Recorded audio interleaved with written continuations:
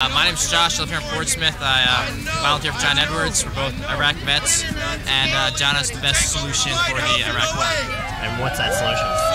Bring 40,000 to 50,000 troops home immediately.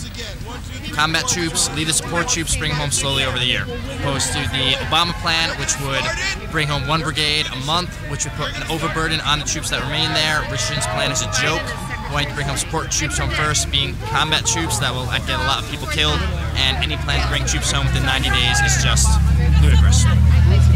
As vets, how do you guys feel about the fact that young people haven't been as engaged with this? Well, it's obviously why they're not engaged, because they're not facing a draft. Yeah. You know, in the 60s, those guys are more scared for their own asses than they were about any of the policies in Vietnam. So they don't really care what's going on in Iraq, because it doesn't affect them and it won't affect them.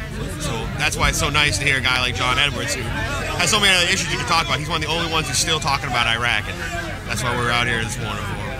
And are you guys in touch with guys that are still out there? Do you think who are they supporting? And are you guys trying to convince them to support for Edwards? Over there, pretty much removed from the political scene. I mean, you don't have much time to think about stuff. But yeah, I just got back in August and got out in September.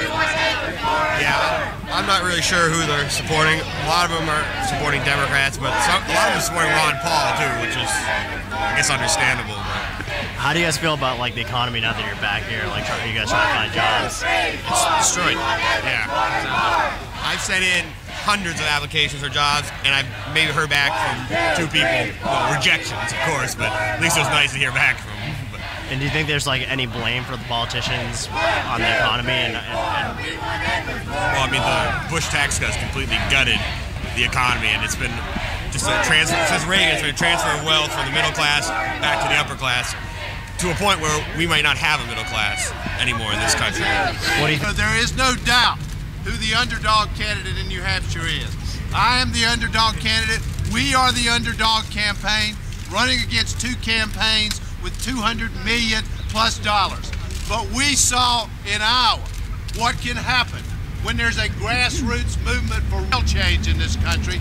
And I'll tell you, our underdog status in this campaign is nothing compared to the underdog status of the middle class in America that's up against billions and billions and billions of dollars being spent against them every single day.